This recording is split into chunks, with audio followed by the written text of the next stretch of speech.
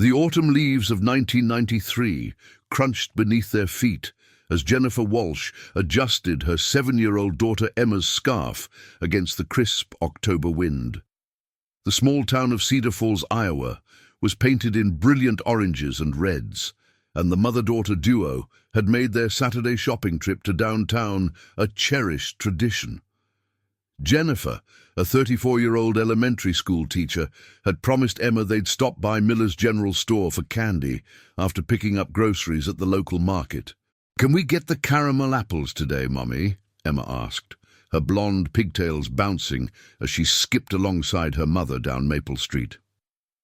Jennifer smiled, remembering her own childhood visits to the same store with her grandmother decades earlier. Before we continue with this haunting story that captivated an entire community, please take a moment to subscribe to our channel and let us know in the comments where you're watching from. Your support helps us bring these important stories to light. The morning of October 16, 1993, started like any other Saturday in Cedar Falls. Jennifer had woken early at 6:30 a.m., the way she always did, even on weekends. Teaching second grade at Cedar Falls Elementary had trained her body to rise with the sun, and she cherished these quiet morning moments before Emma stirred. She padded to the kitchen in her worn slippers, the hardwood floors creaking softly under her feet, and started the coffee maker that David had bought her for their 10th wedding anniversary 2 years prior. Through the kitchen window, she watched the neighborhood slowly come to life. Mrs. Eleanor Hartwell was already tending to her prize-winning roses next door, despite the October chill. The 72-year-old retired librarian had lived in the same house for 47 years and knew every family on Maple Street. She waved when she caught Jennifer watching, a gesture that would later haunt both women's memories, though only one would survive to remember it. David had left for Des Moines the previous evening, driving his company Ford through the golden Iowa countryside to attend a quarterly sales meeting for the agricultural equipment firm where he'd worked for 15 years. His territory covered 3 counties, requiring occasional overnight trips that Jennifer had grown accustomed to over their 12 years of marriage. They had their routine down to a science. David would call from his hotel room before bed, and Jennifer would give him a detailed report of Emma's evening activities, her homework progress, and what book they'd read together before bedtime. Emma finally emerged from her bedroom at 7:45, her hair tousled and her favorite stuffed elephant Peanut tucked under her arm. She was still in her pajamas covered with tiny purple flowers, a Christmas gift from Jennifer's mother in Waterloo. Jennifer had laid out clothes for their shopping trip. Emma's favorite purple sweater, the one with small pearl buttons that she'd picked out herself at the JCPenney in Cedar Rapids, along with her best jeans and the sturdy walking shoes David had insisted they buy before the school year started. "Are we still going shopping today?" Emma asked, climbing onto her chair at the kitchen table. Jennifer had already prepared her daughter's favorite breakfast: scrambled eggs with cheese, toast cut into triangles, and a small glass of orange juice.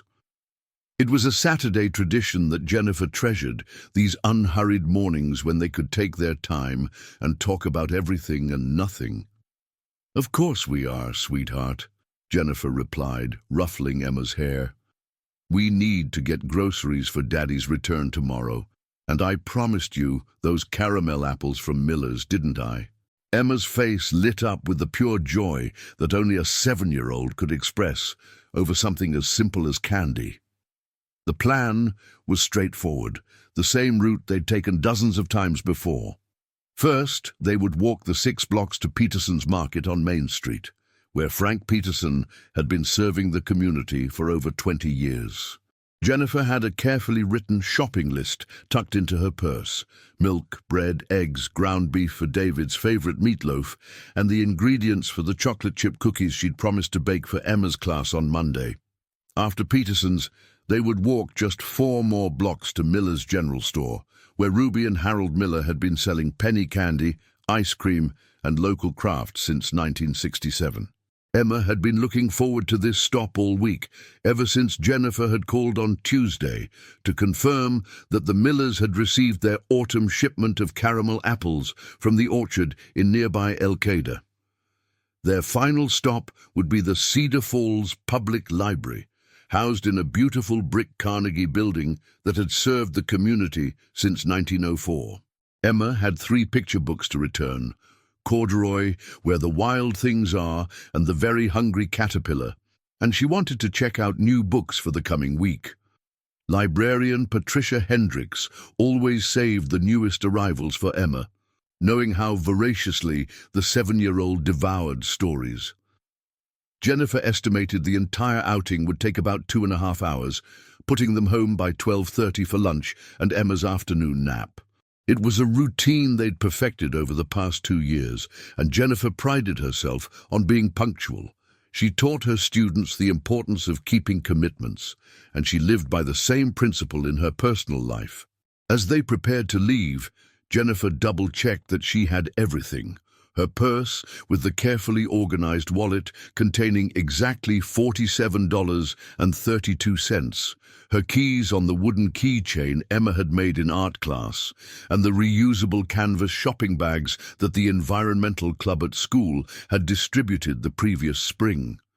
She noticed she'd left her driver's license on the kitchen counter next to the coffee maker, but decided not to bother going back for it.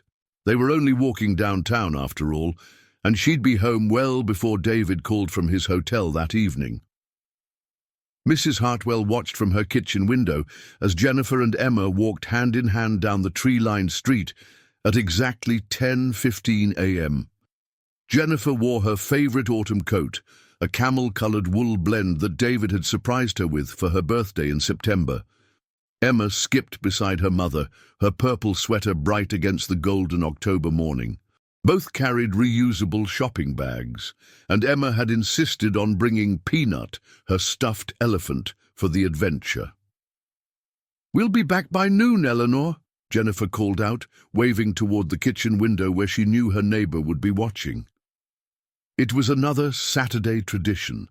Eleanor always monitored the neighborhood comings and goings from her post by the kitchen sink, and Jennifer always acknowledged her with a wave and a cheerful greeting.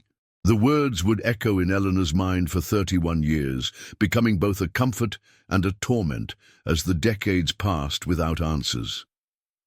The weather was perfect for their outing, crisp but not cold, with brilliant sunshine filtering through the nearly bare branches of the maple trees that gave their street its name. Emma chattered constantly as they walked, pointing out Halloween decorations in yards, asking questions about the changing leaves, and wondering aloud whether the library would have any new books about elephants. Jennifer listened with the patient attention that made her such a beloved teacher, answering each question thoughtfully and asking follow-up questions that encouraged Emma to think more deeply about the world around her. They passed the Kowalski house, where Detective Linda Kowalski was washing her car in the driveway, taking advantage of what might be one of the last warm Saturdays of the year. She waved at Jennifer and Emma, the same casual greeting neighbors had exchanged in Cedar Falls for generations. Neither woman could have imagined that within hours, Detective Kowalski would be leading the most intensive missing persons investigation in the county's history, searching desperately for clues about what had happened to the cheerful mother and daughter who had waved back that morning. As they turned from Maple Street onto Main Street, Jennifer and Emma entered the heart of downtown Cedar Falls, a 4-block stretch of locally owned businesses that had served the community for decades. The morning was busy with Saturday shoppers, familiar faces that Jennifer recognized from school events, church services, and years of living in a small town where everyone knew everyone. She felt the deep contentment that came from being part of a community, surrounded by people who cared about each other and looked out for one another's children. Peterson's market was bustling with weekend shoppers when Jennifer and Emma arrived at 10:38 a.m. The bell above the door chimed their arrival, and Frank Peterson looked up from behind the register where he was helping Mrs. Anderson select the perfect roast for Sunday dinner. Frank had owned the market since 1973, taking it over from his father, who had established the business in 1951.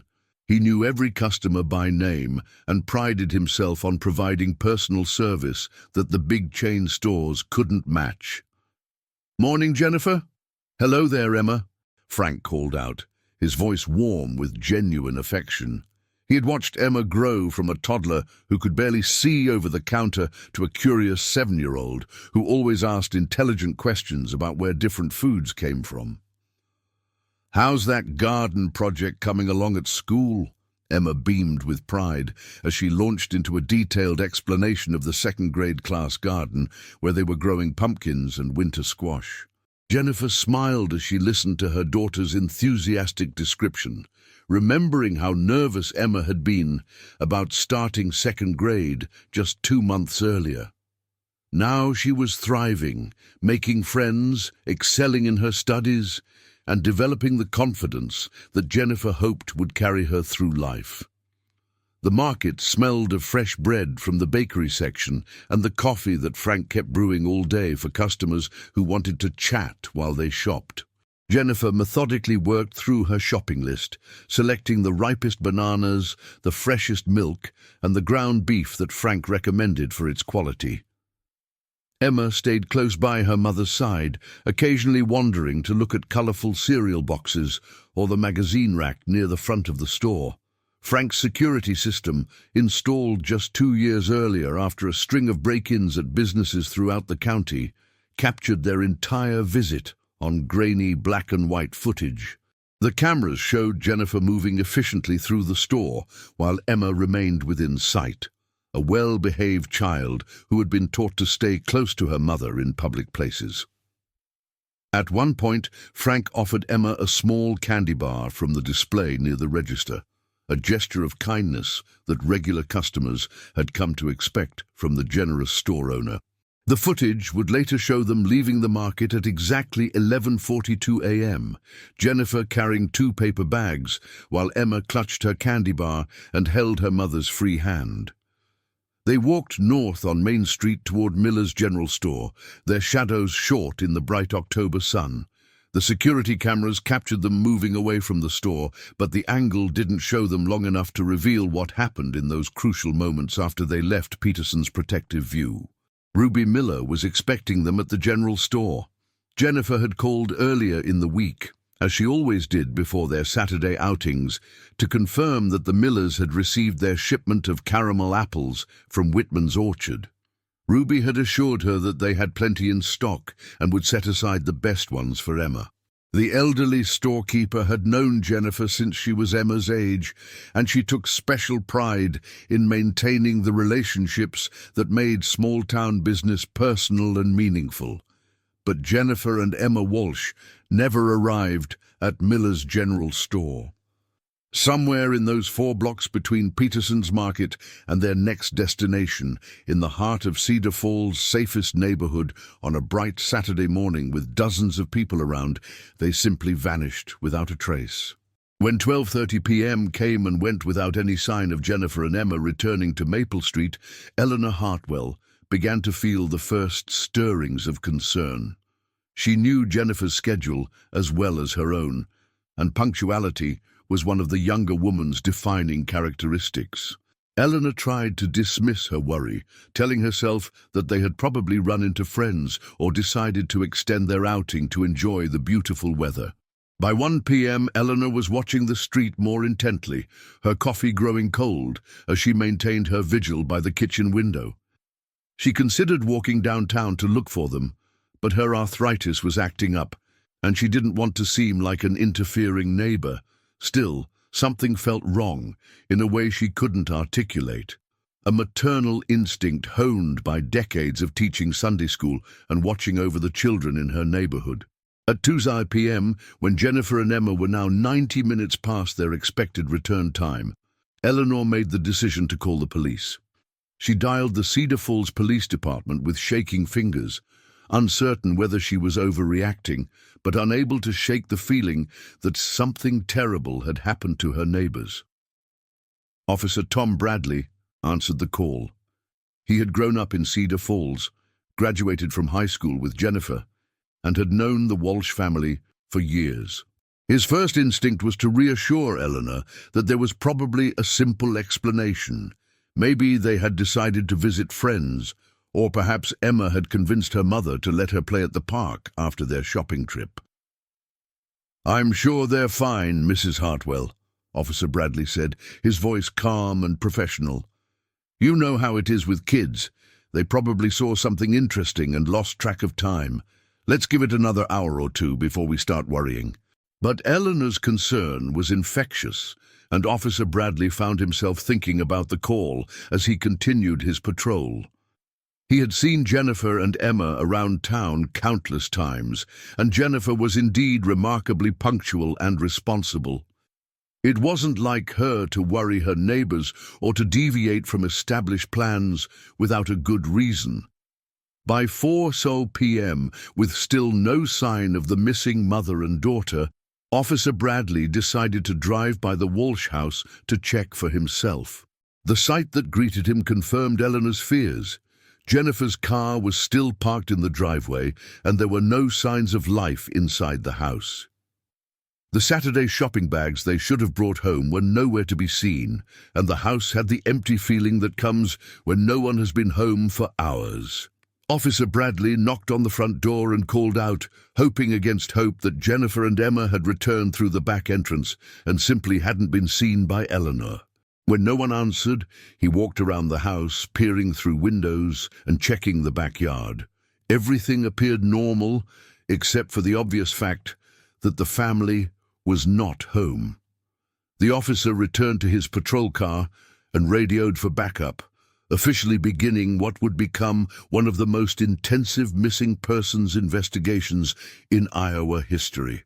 He requested that Detective Linda Kowalski be notified immediately, knowing that her experience with missing persons cases would be crucial if this situation was as serious as it was beginning to appear.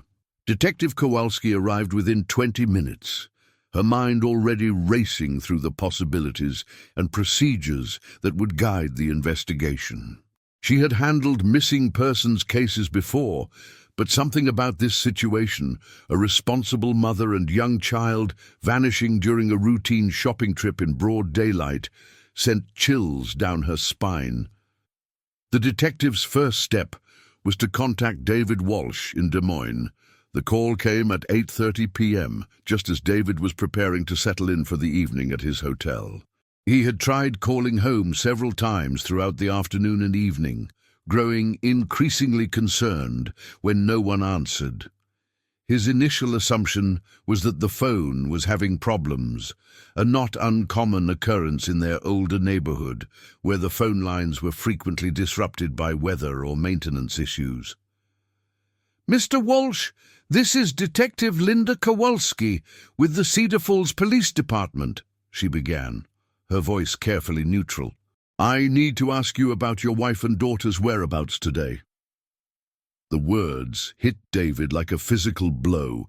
His hands began shaking as Detective Kowalski explained that Jennifer and Emma had been reported missing, that they had failed to return from their Saturday shopping trip, and that a full search was already underway. The detective's questions came rapid fire. What time had he last spoken to his family? Were there any problems in the marriage? Had Jennifer mentioned meeting anyone or going anywhere besides their usual shopping route? David's answers came through a fog of disbelief and growing panic. No, there were no marital problems. No, Jennifer had no reason to disappear voluntarily. No, she hadn't mentioned any changes to their Saturday routine. Yes, he would drive home immediately, leaving his business meeting unfinished and his company car parked at the Des Moines Hotel. The 2-hour drive from Des Moines to Cedar Falls had never seemed longer. David pushed the speed limit, his mind racing between hope and terror as he imagined every possible scenario. Maybe they had been in an accident and were at the hospital. unable to call. Maybe Emma had gotten sick and they were at the doctor's office. Maybe there was some simple explanation that would make this nightmare disappear. But when David arrived home at 10:45 p.m., the sight that greeted him destroyed any remaining hope for a simple explanation. His house was surrounded by police cars, their red and blue lights painting the familiar neighborhood in surreal colors. Neighbors stood in small groups on their front lawns, speaking in hushed tones and casting worried glances toward the Walsh home. Eleanor Hartwell sat on her front porch with a blanket around her shoulders, looking far older than her 72 years. Detective Kowalski met David at his car, her expression grave, but not without compassion. She had been conducting missing persons investigations for over a decade, and she knew how to balance professional detachment with human empathy. David needed information, but he also needed hope, and she would have to provide both while being honest about the severity of the situation.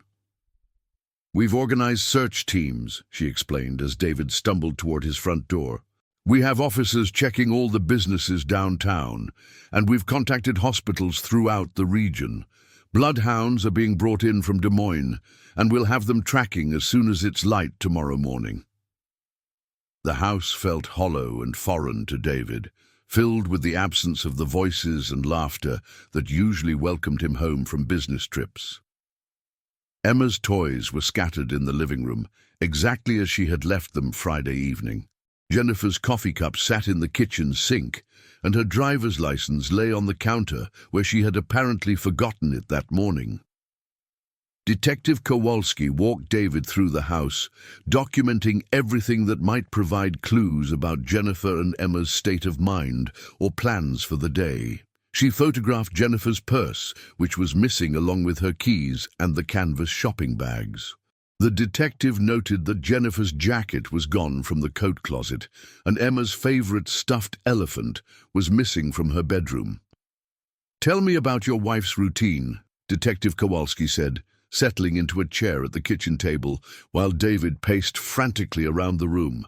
"What time did they usually leave for these shopping trips? What route did they take? Who would they have encountered along the way?" David forced himself to focus, knowing that every detail might be crucial to finding his family. He described Jennifer's methodical approach to their Saturday outings. Always the same time, always the same route, always the same stores. He explained her relationship with the various shop owners, her friendship with Eleanor Hartwell, and her habit of calling ahead to confirm that Millers had received their weekly shipments. "She's the most reliable person I know," David said, his voice cracking with emotion. "If she said she'd be home by noon, she meant noon." "Something has happened to them, Detective. Jennifer would never disappear voluntarily, especially not with Emma." As the night wore on, the search expanded to include the Cedar River, which ran along the eastern edge of town, and the surrounding farmland that stretched for miles in every direction.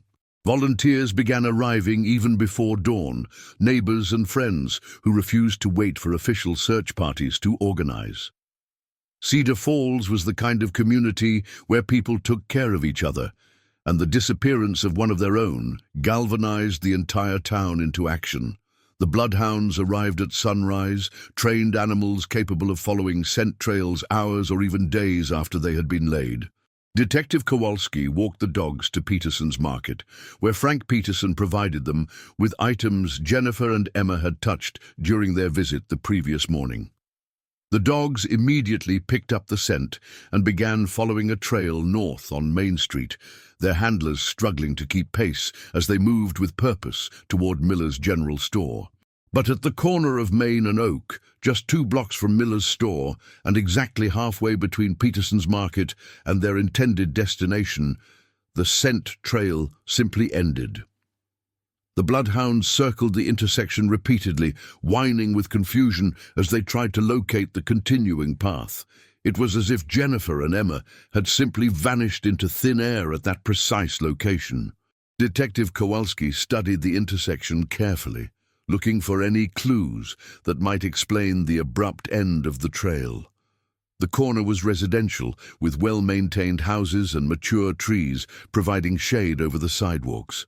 There were no businesses nearby, no obvious places where Jennifer and Emma might have been lured or taken by force. Most importantly, there were no signs of a struggle, no dropped shopping bags or personal items that might indicate what had happened. The detective began the painstaking process of interviewing every resident and business owner in the area.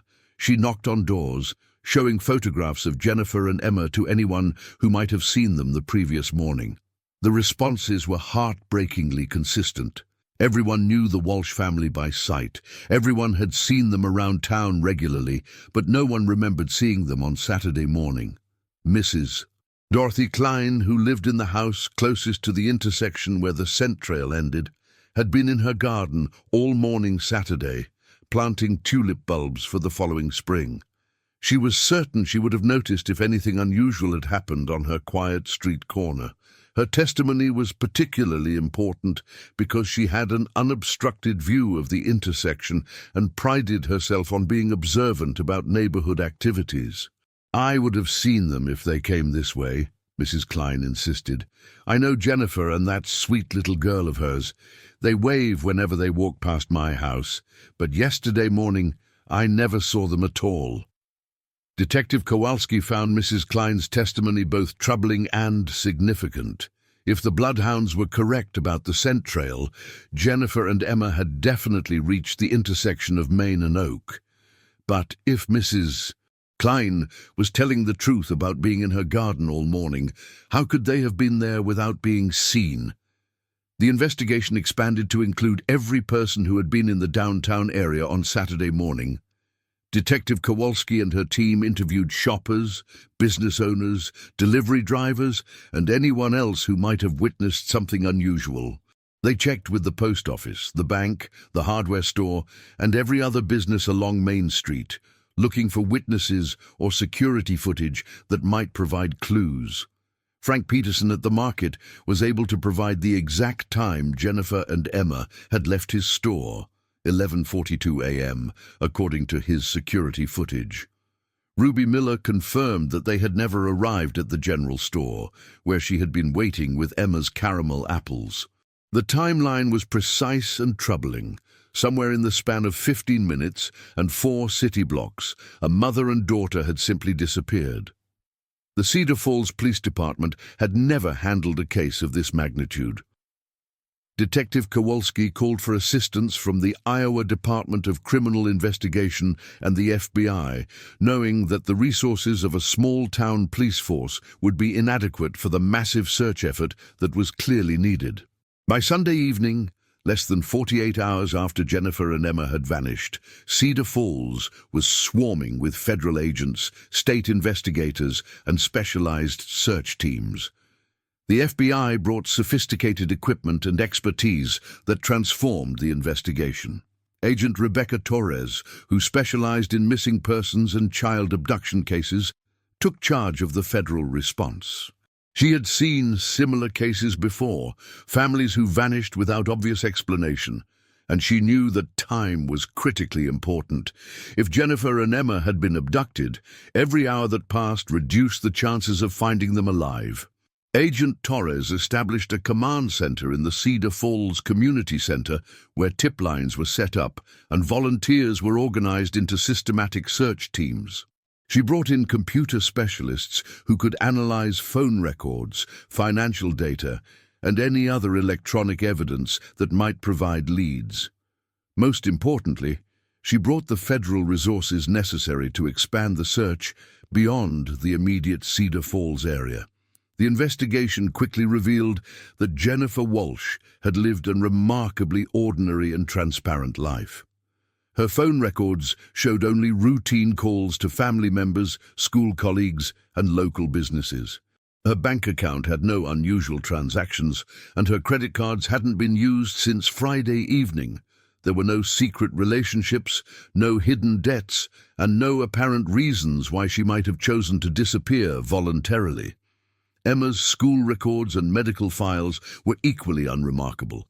She was a healthy, well-adjusted 7-year-old who was performing well academically and socially.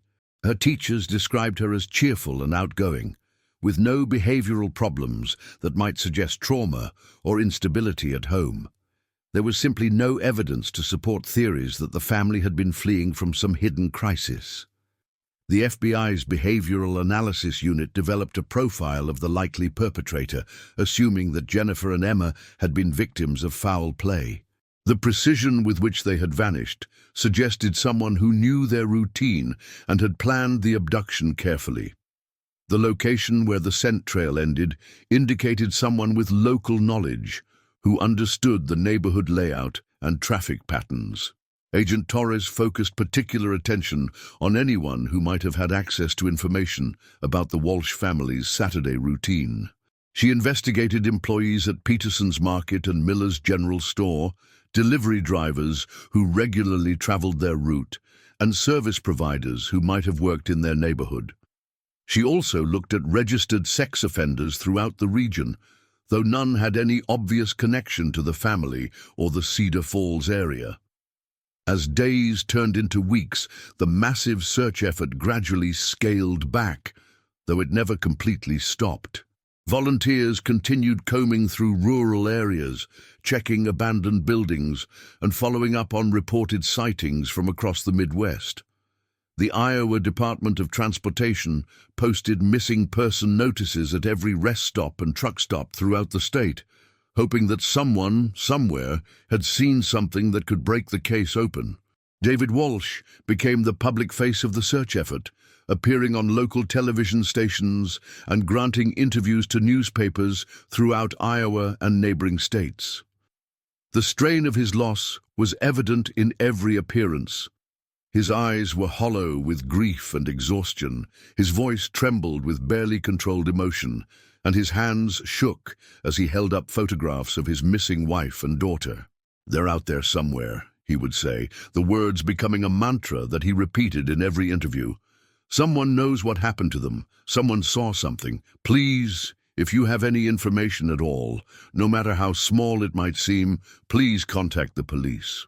The community of Cedar Falls rallied around David and the search effort with the kind of solidarity that small towns are famous for. Churches held prayer vigils, schools organized fundraisers to support the investigation, and local businesses donated food and supplies to volunteer search teams. Emma's second-grade classmates made cards and drawings that they hoped would somehow reach their missing friend, and Jennifer's fellow teachers established a scholarship fund in her honor. The case attracted attention from missing persons advocacy groups and true crime enthusiasts who followed disappearance cases throughout the country. Theories proliferated on early internet forums and in letters sent to the police department. Some suggested that Jennifer had staged the disappearance to escape an abusive marriage, despite the complete lack of evidence for domestic violence. Others proposed that the family had been victims of a random crime of opportunity, though this didn't explain the precision with which they had vanished. Detective Kowalski found herself working 16-hour days, following up on every tip and pursuing every possible lead. She traveled to neighboring states to investigate reported sightings, interviewed dozens of potential witnesses, and coordinated with federal agents who brought resources she had never had access to before. The case became her obsession, a puzzle that kept her awake at night and dominated her thoughts during every waking hour. The investigation revealed one particularly intriguing lead. A traveling carnival had been set up just outside Cedar Falls the week before Jennifer and Emma disappeared. The Rainbow Show's Carnival had arrived on October 10th and departed on October 15th, just one day before the disappearance. Several carnival workers had remained in the area after the main show moved on, and Detective Kowalski interviewed each of them extensively. Most of the carnival employees were quickly cleared of suspicion. They had solid alibis for Saturday morning and no connection to the Cedar Falls community. However, one worker, a maintenance man named Bobby Hutchinson, had been seen in town on Saturday morning, supposedly running errands before rejoining the carnival at their next stop in Dubuque. Hutchinson was interviewed twice by Detective Kowalski. and both times his story remained consistent. He had been shopping for supplies at the hardware store and had left town by noon. Hutchinson's background check revealed a minor criminal record for burglary and vandalism in his home state of Missouri, but nothing that suggested violent tendencies or interest in harming women and children. He provided receipts from his purchases at the hardware store, timed at 11:15 a.m., which seemed to support his alibi. Without additional evidence linking him to the disappearance, investigators had no grounds to hold him for further questioning. As winter approached, the outdoor search efforts became more difficult and less frequent. The Iowa landscape was covered with snow, making it nearly impossible to search rural areas or follow up on reported sightings of abandoned items that might have belonged to Jennifer and Emma. The case remained active, but the daily urgency began to fade as investigators acknowledged that they were now looking for bodies rather than survivors. David Walsh spent his first Christmas without his family in a haze of grief and desperate hope. Friends and neighbors tried to provide comfort and company, but nothing could fill the void left by Jennifer and Emma's absence. He couldn't bear to decorate the house or buy presents that no one would open. Instead, he spent Christmas Day at the memorial garden that the community had created in the town park, leaving flowers and talking quietly to the empty air about how much he missed them. The investigation continued through 1994 and into 1995, but with decreasing intensity as other cases demanded attention and resources. Detective Kowalski kept the file active on her desk, and she continued following up on tips and reported sightings, but the trail had gone completely cold. The FBI maintained their involvement, but shifted most of their resources to newer cases with fresher leads and better chances of resolution. In the spring of 1995, Detective Kowalski traveled to Missouri to interview Bobby Hutchinson again, hoping that time might have loosened his tongue or that she might discover new evidence connecting him to the case. She found him working at a construction site outside Kansas City, still maintaining his innocence and expressing sympathy for the Walsh family's situation. "I feel terrible about what happened to those folks," Hutchinson told her, his weathered face showing what appeared to be genuine concern. "I've got kids of my own, you know. I can't imagine what that father is going through, not knowing what happened to his family." Detective Kowalski pressed him for details about his time in Cedar Falls, looking for inconsistencies in his story or gaps in his timeline that might suggest involvement in the disappearance. But Hutchinson's account remained unchanged from his previous interviews, and she left Missouri without any new evidence or leads to pursue. By 1996, 3 years after the disappearance, the case had largely faded from public attention. David Walsh had sold the family home on Maple Street and moved to Minneapolis, unable to bear the daily reminders of his lost family. He found work with another agricultural equipment company and tried to build a new life, though friends said he was never the same man who had lost his wife and daughter on that October morning. Detective Kowalski refused to let the case die, even as other investigators moved on to more current crimes. She kept Jennifer and Emma's photographs on her desk and their case file in her active drawer, reviewing the evidence periodically and following up on any new tips that came in. The case had become personal for her, a professional and emotional investment that she couldn't abandon despite the lack of progress. The detective also maintained regular contact with David Walsh, calling him every few months to provide updates and to see how he was coping with his loss. These conversations were often difficult for both of them. David desperately wanted news of his family, while Detective Kowalski had nothing new to report. Still, both found some comfort in the connection, the shared commitment to never giving up hope that someday, somehow, they would learn the truth. In 1998, 5 years after the disappearance, the Cedar Falls Police Department conducted a comprehensive review of the case, bringing in fresh eyes and new perspectives to examine the evidence. Detective James Morrison, who had recently joined the department from the Iowa Department of Criminal Investigation, was assigned to work with Detective Kowalski on the review. Detective Morrison brought modern investigative techniques and technology to bear on the case. He digitized all the evidence, created comprehensive databases of tips and leads, and used computer analysis to look for patterns that might have been missed in the original investigation. He also coordinated with the National Center for Missing and Exploited Children to ensure that Jennifer and Emma's information was included in all relevant databases and distributed to law enforcement agencies nationwide. The review confirmed what Detective Kowalski had long suspected. The disappearance had been carefully planned by someone with intimate knowledge of the Walsh family's routine and the Cedar Falls area. The precision of the operation, the complete lack of witnesses, and the absence of any physical evidence suggested a perpetrator who had studied his targets carefully and executed his plan with meticulous attention to detail. Detective Morrison also noted something that had been overlooked in the original investigation. Several other missing persons cases in the region during the early 1990s shared similar characteristics.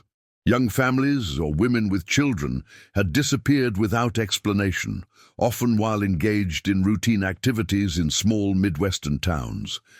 The cases were scattered across Iowa, Minnesota, and Wisconsin, making it unlikely that local investigators would have connected them. This revelation opened an entirely new avenue of investigation. Detective Morrison began coordinating with law enforcement agencies throughout the Midwest, sharing information about the Walsh case and looking for patterns that might suggest a serial predator operating across state lines. The work was painstaking and time-consuming, requiring careful analysis of dozens of missing persons reports and thousands of pages of case files. By 2000, Detective Morrison had identified at least 8 cases that shared significant similarities with the Walsh disappearance. In each instance, families or individuals had vanished during routine activities in small towns, leaving no evidence of their fate and no witnesses to their disappearance. The cases spanned from 1989 to 1997, suggesting a perpetrator who had been active for nearly a decade. The potential connection between these cases led to the formation of a multi-state task force, with investigators from Iowa, Minnesota, and Wisconsin sharing resources and information. The FBI provided coordination and analytical support, using their behavioral analysis unit to develop a profile of the suspected serial predator. The profile described someone who was highly organized, familiar with rural and small-town environments, and possibly employed in a job that required travel throughout the region. Detective Kowalski, now nearing retirement, found renewed energy in this development. After 7 years of frustration and dead ends, the possibility that Jennifer and Emma had been victims of a serial killer provided both hope and horror. Hope that their disappearance might finally be solved as part of a larger pattern, and horror at the thought of how many other families had suffered the same devastating loss. The task force investigation continued for several years, but ultimately failed to produce the breakthrough that investigators had hoped for. The cases shared similarities, but there was no physical evidence linking them together, and no suspect who could be connected to multiple disappearances. By 2003, when Detective Kowalski retired, the task force had been disbanded and the individual cases had returned to their respective local jurisdictions. Detective Morrison inherited not just the Walsh case, but also Detective Kowalski's determination to find answers. At her retirement party, she made him promise to keep the case active and to never stop believing that someday the truth would emerge. It was a promise he took seriously, understanding that he was now the guardian of a family's memory and a community's hope for justice. The years that followed brought periodic revivals of interest in the case. Cold case television shows featured the Walsh disappearance, generating new tips and renewed public attention. Amateur investigators on internet forums analyzed the evidence and proposed theories, some plausible and others wildly speculative. Each wave of attention brought David Walsh both hope and renewed anguish, as he dared to believe that this time, finally, there might be answers. In 2010, Detective Morrison partnered with the Iowa Department of Criminal Investigation to conduct another comprehensive review of the case, this time utilizing DNA analysis and other forensic techniques that hadn't been available in 1993. They re-examined all the physical evidence, hoping that advances in technology might reveal clues that had been invisible 17 years earlier. The forensic review produced some interesting results, but no breakthrough evidence. DNA analysis of items recovered from the search efforts confirmed that they had belonged to Jennifer and Emma, but provided no leads about their abductor. Advanced computer analysis of the original security footage from Peterson's market revealed additional details about their final known movements, but nothing that changed the fundamental understanding of the case. Detective Morrison also worked with the National Center for Missing and Exploited Children to create age-progressed images showing what Emma might look like as an adult.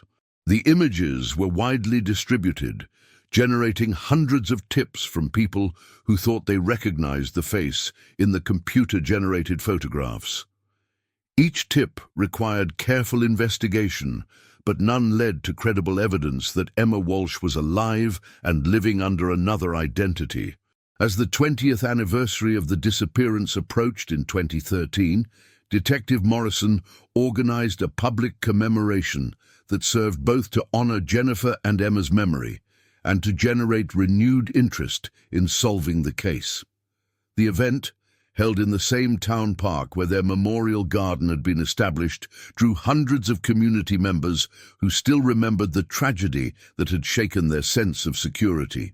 David Walsh, now remarried and the father of 2 teenage children, returned to Cedar Falls for the commemoration. It was his first visit to his former hometown in over 15 years, and the experience was emotionally overwhelming. The town had changed significantly. New subdivisions had been built, chain restaurants had replaced some of the local businesses, and many of the people who had known Jennifer and Emma were no longer living. But the memory of his first family remained vivid in the community's collective consciousness. Older residents approached David with tears in their eyes, sharing memories of Jennifer's teaching and Emma's bright smile. Younger people, who had been children themselves in 1993, spoke about how the case had shaped their understanding of personal safety and the fragility of normal life. The commemoration generated significant media attention, with news crews from across Iowa covering the event and interviewing David about his ongoing hope for answers. The story was picked up by national news outlets, bringing the case to the attention of viewers who might have information about similar disappearances in their own communities. Detective Morrison used the media attention to announce a reward fund that had grown to over $100,000 through community donations and contributions from anonymous benefactors.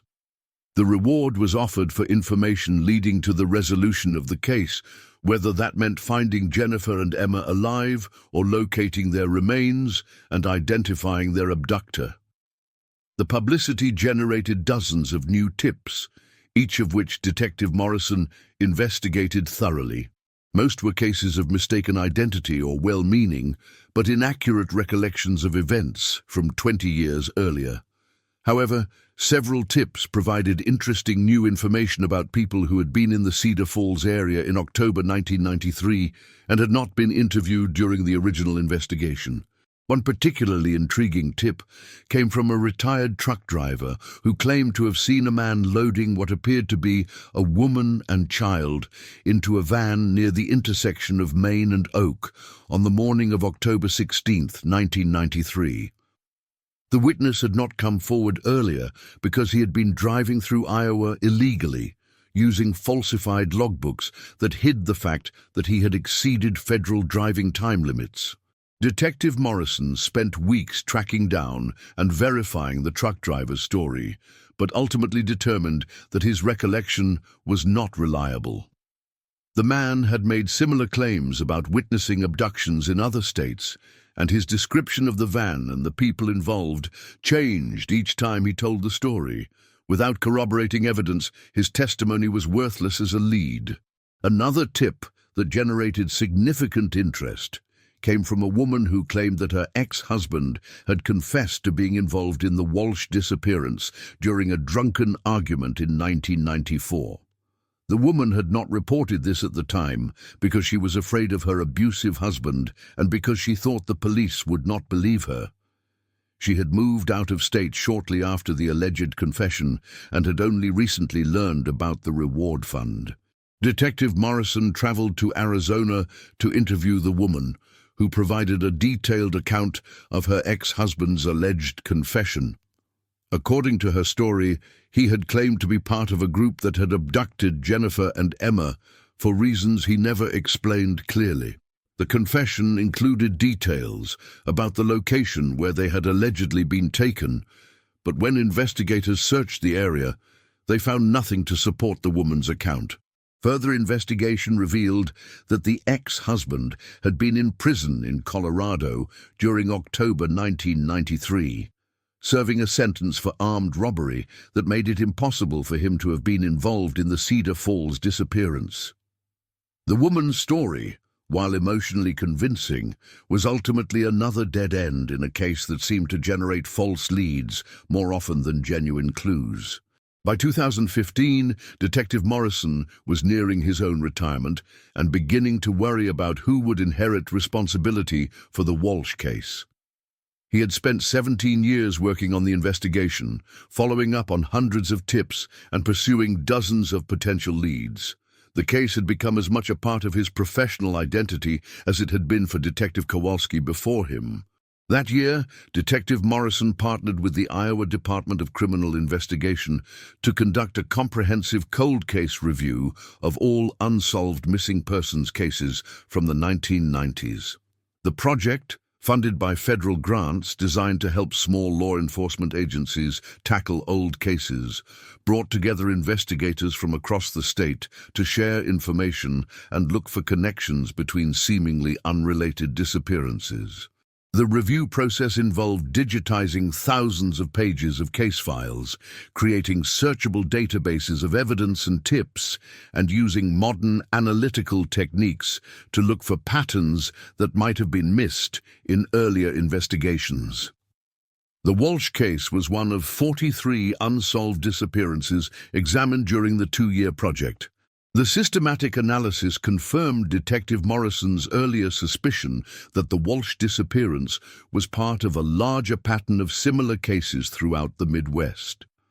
The review identified 12 cases between 1989 and 1999 that shared significant characteristics. Victims were families or women with children.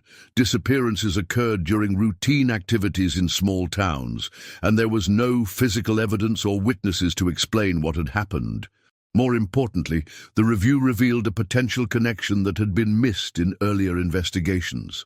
Employment records showed that a maintenance worker named Bobby Hutchinson had been in the vicinity of at least 6 of the 12 similar disappearances, working for various construction companies or traveling carnivals that had been in those areas at the relevant times.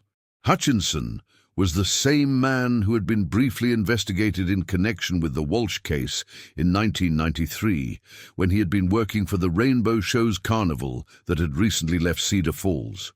At that time, investigators had been unable to find evidence linking him to the disappearance, and he had been cleared of suspicion. But the pattern analysis suggested that his presence near multiple similar cases was too coincidental to ignore.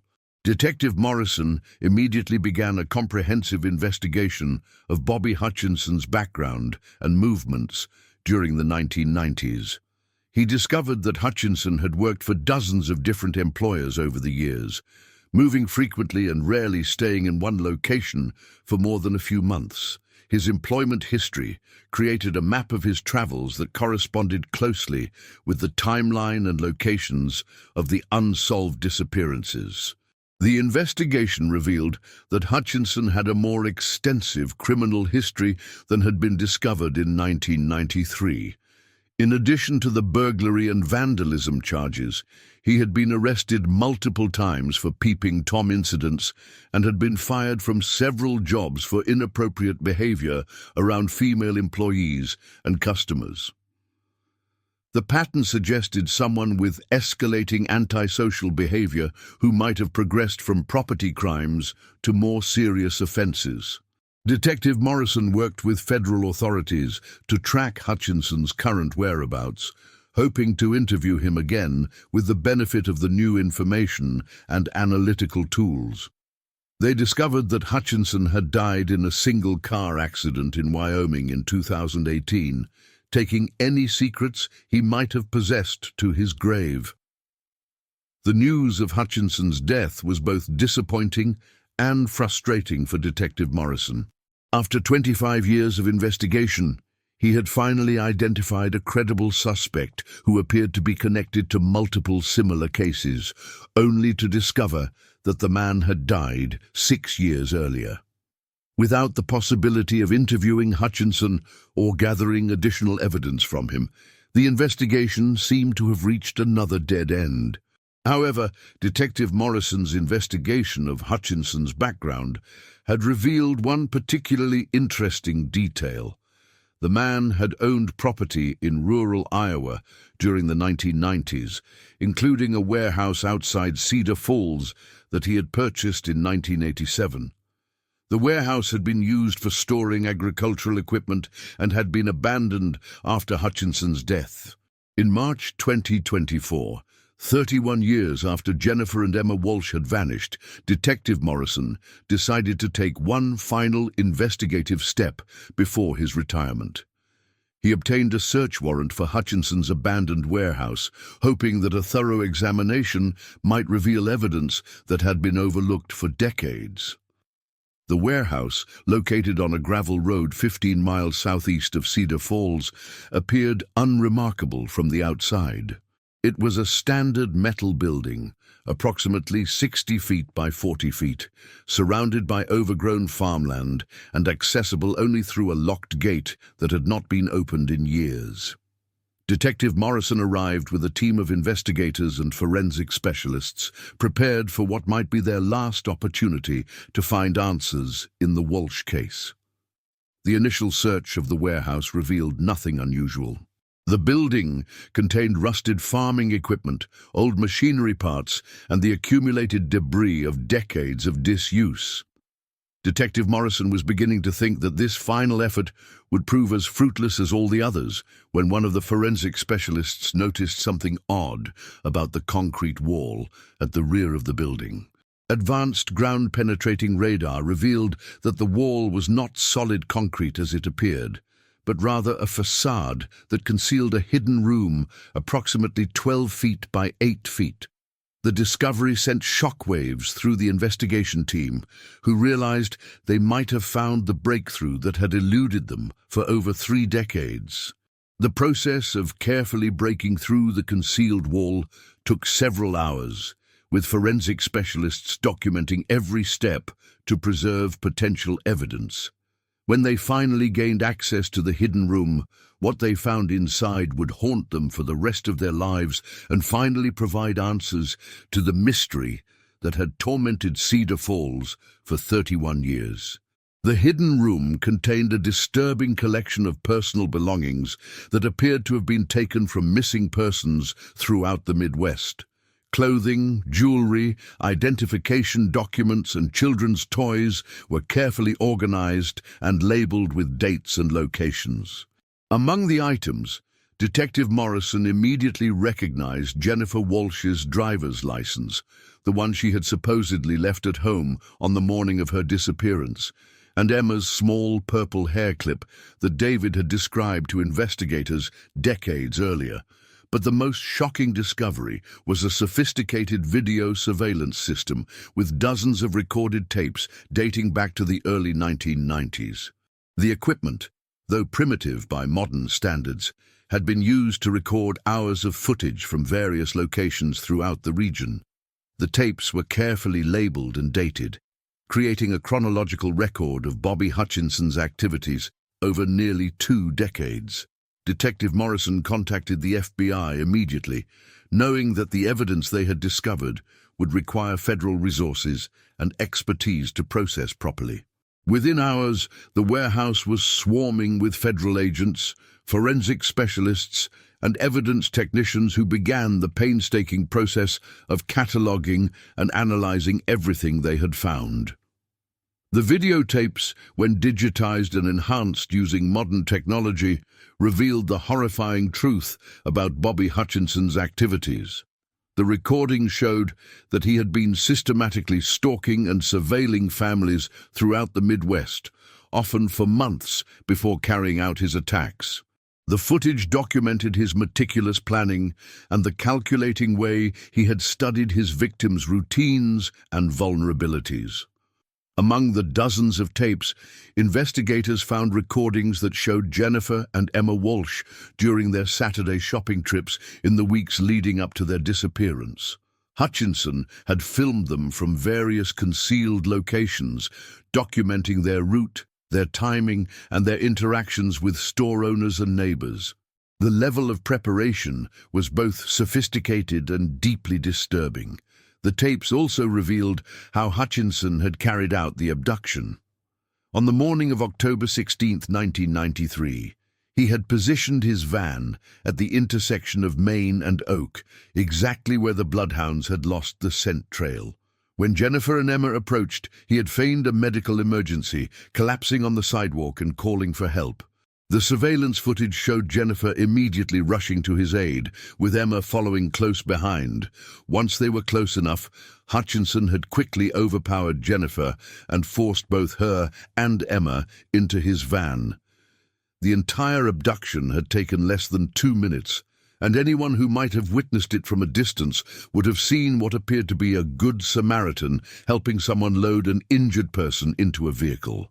The discovery of Hutchinson's hidden lair solved not just the Walsh disappearance, but also provided evidence linking him to at least 11 other missing persons cases throughout the Midwest. DNA evidence recovered from the warehouse confirmed his involvement in multiple kidnappings and murders spanning nearly 2 decades. The investigation revealed that Hutchinson had transported his victims to the warehouse, where he had held them captive for varying periods before killing them. Ground-penetrating radar and cadaver dogs located multiple grave sites on the property, containing the remains of victims who had been missing for decades. Detective Morrison, just weeks away from his planned retirement, found himself at the center of one of the most significant criminal investigations in Iowa history. The evidence recovered from Hutchinson's warehouse had solved more cold cases than the Iowa Department of Criminal Investigation typically closed in an entire year. For David Walsh, now 65 years old and living quietly in Minneapolis, the discovery brought both relief and renewed anguish. After 31 years of not knowing what had happened to Jennifer and Emma, he finally had answers. The knowledge that they had been victims of a calculating serial killer was devastating, but it also ended the uncertainty that had haunted him for over 3 decades. The remains of Jennifer and Emma Walsh were among those recovered from the warehouse property, finally allowing David to lay his family to rest with dignity. The funeral service, held at the same Cedar Falls church where Jennifer had taught Sunday school, drew hundreds of mourners who had never forgotten the mother and daughter who had vanished on a crisp October morning so many years earlier. Detective Morrison used his final weeks before retirement to coordinate with law enforcement agencies throughout the region, helping to close cases that had remained unsolved for decades. The evidence from Hutchinson's warehouse provided answers for families who had suffered the same anguish as David Walsh, wondering for years what had happened to their missing loved ones. The investigation also revealed the importance of persistence in cold case investigations. Detective Kowalski's refusal to let the case die, Detective Morrison's systematic approach to reviewing old evidence, and the development of new analytical techniques had all contributed to the eventual breakthrough.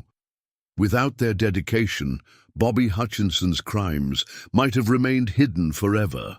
The warehouse where Hutchinson had concealed his victims was demolished after the investigation was complete, but the site was marked with a memorial honoring all those who had lost their lives there. The memorial serves as a reminder that evil can hide in the most ordinary places, wearing the mask of normalcy while concealing monstrous intentions. The resolution of the Walsh case brought closure to Cedar Falls, a community that had carried the weight of the unsolved mystery for over 3 decades. The town had never fully recovered from the sense of vulnerability that came with knowing that a mother and daughter could simply vanish without explanation. Now, with answers finally in hand, the community could begin to heal from the trauma that had defined a generation. The discovery of Hutchinson's crimes also highlighted the importance of interagency cooperation in solving complex cases that cross jurisdictional boundaries. The multi-state pattern of his activities had made it difficult for local investigators to see the full scope of his crimes, but modern analytical techniques and improved communication between agencies had finally revealed the connections. For true crime enthusiasts and investigators studying serial predators, the Hutchinson case became an important example of how patient, methodical criminals can operate undetected for years by carefully selecting victims and locations that minimize their risk of discovery. His use of legitimate employment opportunities to travel throughout the region and identify potential victims was a tactic that had allowed him to avoid suspicion for decades. The case also demonstrated the evolving nature of criminal investigation, showing how techniques and technologies developed decades after a crime could still provide crucial evidence. The digital analysis of Hutchinson's surveillance footage, the DNA testing of evidence recovered from his warehouse, and the systematic review of seemingly unrelated cases all contributed to solving crimes that had seemed hopeless just a few years earlier. The story of Jennifer and Emma Walsh became more than just a tragic tale of lives cut short by a predator's evil. It became a testament to the power of communities that refuse to forget their missing members, the dedication of investigators who won't abandon cold cases, and the eventual triumph of justice over the darkness that had concealed the truth for 31 long years. David Walsh, speaking at the memorial service for all of Hutchinson's victims, reflected on the long journey from that terrible October morning in 1993 to the final resolution in 2024. "Jennifer and Emma can finally rest in peace," he said, his voice steady despite the tears in his eyes. "And perhaps their story will help other families find the strength to never give up hope, no matter how many years pass without answers."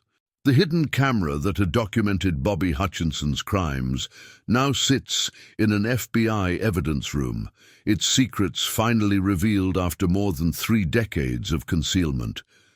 But the memory of Jennifer and Emma Walsh lives on in Cedar Falls, where their story serves as both a reminder of tragedy and a symbol of the community's commitment to protecting its own. The town's new safety protocols, established in the wake of the case's resolution, ensure that children are never left unsupervised in public areas, and that residents maintain awareness of their surroundings during routine activities. The innocence that was lost on that October morning in 1993 can never be fully restored, but the knowledge that justice was finally served has allowed the community to begin healing from wounds that had remained open for far too long. Mrs. Eleanor Hartwell, now 103 years old and one of the few remaining witnesses to that final Saturday morning, still lives in the same house on Maple Street where she watched Jennifer and Emma walk away for the last time. She keeps their photograph on her kitchen windowsill next to the spot where she maintained her vigil for so many years, waiting for them to come home. "I never stopped believing we would find out what happened to them," she says, her voice still strong despite her advanced age. Jennifer promised they would be back by noon, and in a way, they finally kept that promise. They came home to us at last. The intersection of Main and Oak, where the bloodhounds lost the scent trail 31 years ago, now bears a small memorial plaque honoring Jennifer and Emma Walsh. Residents often leave flowers there, and children walking to school pause to read the inscription, "In memory of those we lost, and in gratitude for those who never stopped searching." The case files that once filled Detective Kowalski's desk and later occupied Detective Morrison's attention for decades have been carefully archived, preserved as both historical record and investigative resource for future cold case reviews. The meticulous documentation maintained by both detectives proved crucial to the eventual resolution, demonstrating the importance of thorough police work even when immediate results seem impossible. The warehouse property where Hutchinson concealed his crimes has been purchased by the city of Cedar Falls and converted into a memorial park. The site where so much evil was hidden now serves as a place of remembrance and reflection, where families of victims can find peace and where the community can honor those whose lives were stolen by a predator who walked among them undetected for decades. Bobby Hutchinson's death in 2018 denied investigators the opportunity to question him about the full extent of his crimes, but the evidence recovered from his hidden chamber provided more answers than any confession could have offered. The detailed records he kept, combined with the surveillance footage he recorded, created an unprecedented window into the mind and methods of a serial predator. The psychological profile, developed by FBI behavioral analysts, revealed Hutchinson as a highly organized individual who derived satisfaction not just from the crimes themselves, but from the meticulous planning and documentation of his activities. His need to preserve trophies from his victims ultimately led to his exposure, as the hidden room contained evidence that definitively linked him to crimes spanning multiple states and nearly 2 decades. For the other families whose loved ones were identified among Hutchinson's victims, the discovery brought the same mixture of grief and relief that David Walsh experienced. The Anderson family, whose teenage daughter had vanished in 1995, finally learned what had happened to their child. The Collins family, who had searched for their missing son for over 20 years, could finally lay him to rest with dignity. Each family's story was unique, but they all shared the common experience of living with uncertainty for years or decades, never knowing whether their loved one was alive somewhere or had fallen victim to violence. The resolution provided by the warehouse discovery gave them the closure they needed to begin processing their grief and moving forward with their lives. The media attention surrounding the case's resolution brought national focus to the issue of cold cases and the importance of maintaining active investigations even when years pass without progress. The story inspired other law enforcement agencies to review their own unsolved missing persons cases, leading to additional breakthroughs and resolutions across the country. Detective Morrison, who completed his 30-year career with the dramatic resolution of the case that had defined the final decades of his service, became a sought-after speaker at law enforcement conferences and cold case seminars.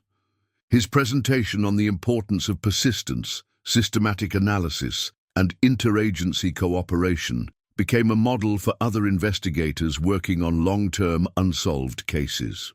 The technological advances that made the final breakthrough possible digital analysis of old surveillance footage, DNA testing of degraded evidence, and computer-assisted pattern recognition continue to evolve and improve. Cold case investigators now have tools and techniques that Detective Kowalski could never have imagined when she first began working the Walsh case in 1993. The story of Jennifer and Emma Walsh, from their disappearance on that October morning to the final resolution 31 years later, serves as a powerful reminder that some cases are never truly cold as long as someone cares enough to keep searching for answers. Their memory lives on, not just in the hearts of those who knew and loved them, but in the improved investigative techniques, enhanced safety protocols, and strengthened community bonds that emerged from the long struggle to find the truth. Today, when children in Cedar Falls walk to school or accompany their parents on shopping trips, they do so under the protection of a community that has learned hard lessons about vigilance and safety. The innocence that was shattered in 1993 has been replaced by awareness and preparation, but also by the knowledge that evil, no matter how well concealed, will eventually be exposed by the persistent pursuit of justice. The hidden camera that captured the final moments of Jennifer and Emma Walsh's freedom has been silent for years, its purpose served and its secrets revealed. But their story continues to resonate, a testament to the enduring power of love, the importance of never giving up hope, and the ultimate triumph of truth over the darkness that tried so desperately to conceal it.